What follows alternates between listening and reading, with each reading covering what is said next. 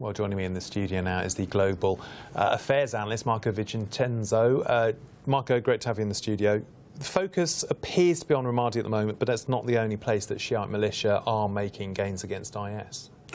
The combat is on several fronts. IS is not only in Iraq, but it's obviously in Syria. In Syria, they've been making massive gains, particularly with the conquest and the takeover of the key strategic city of Palmyra, which opens up the roads to Damascus and to Homs. Homs is what's called the home of the revolution. Damascus, obviously being the capital, is basically, it's reaching the heart of the Assad regime. So in Syria, massive gains. In Iraq, although they've taken the city of Ramadi, it's more of a stalemate situation where it's a give and take. IS forces were defeated in Tikrit recently by U.S. air power and Iranian-backed Shiite militias.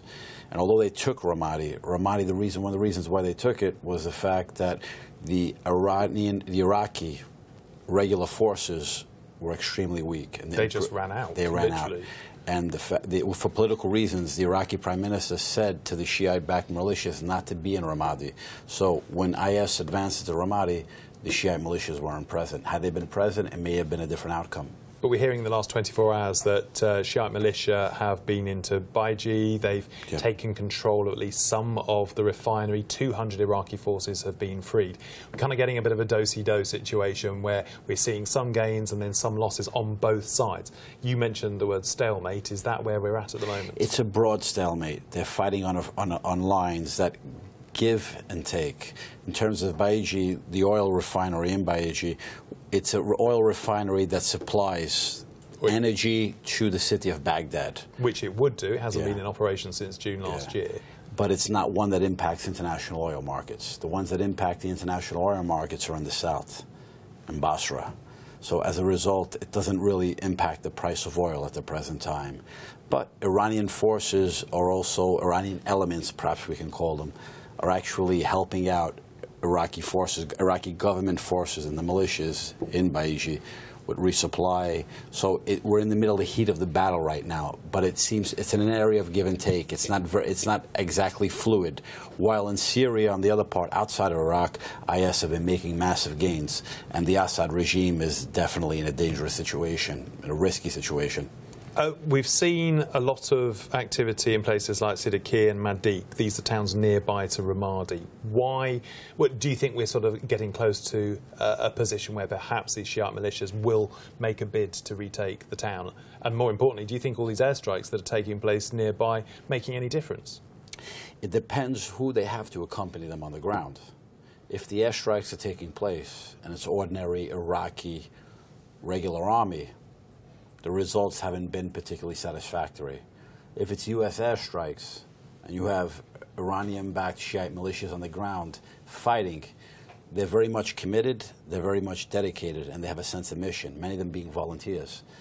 While the Iraqi military, the regular army, is still taking time to develop. Remember, when the Americans pulled out in late 2011, the Iraqi ordinary regular military was developing, but the previous Prime Minister, Nouri al-Maliki, politicized the army and did a lot of damage.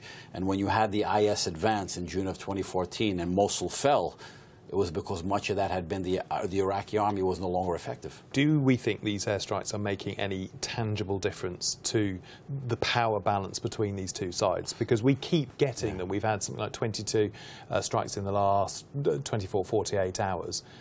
It doesn't seem to be swinging the pendulum one way or another. All air power can do is thwart and sort of stop and the advances of ISIS. But if it's not accompanied by advances by effective forces on the ground, they have a limited impact. So their effectiveness in the air is as effective as the ground performance on the ground. For that reason, as I was saying, regular military has not been effective. If they're supporting advances and moves by Shiite-backed Shiite militias on the ground, if done in a coordinated fashion, it'll have an impact. But without that ground support, air support is limited.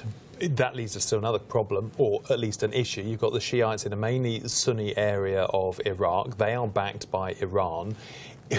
You've got loads of different sides going on. Is it is it going to take somebody like the United States to move in, or the Saudis to move in, to really make a significant difference in this fight against IS? In the fight against IS, one of the better things to do, and the government, the central government in Baghdad has not done, is to supply the local tribes in helping to fight ISIS forces, and they refuse to do it till now.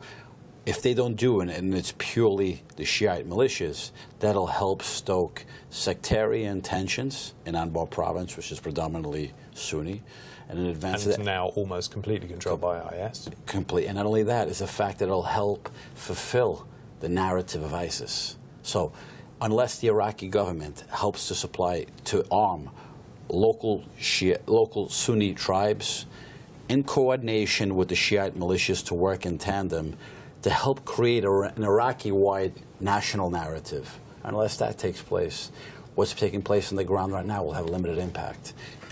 It's not just political, but you have to have the propaganda message, and you have to have a good, effective inspiration and narrative to accompany what's going on the ground. Briefly then, what makes a game changer? Does taking back Ramadi make a game changer? Does the fact that the Shiite mosque in Saudi Arabia, is that already a game changer? What do you think helps us to move on in this whole conflict? There has to be obviously territorial gains against ISIS, but unless those territorial gains are accompanied by a sense that the local Sunni populations feel enfranchised and feel empowered and feel that they have a control of what's going on, and they're supported by, in a security sense, nothing will change. It has to be the local population in Anbar and the Sunni population to feel part of a national narrative. And we're some way from that. Marco Vicenzino, many thanks for your analysis this evening.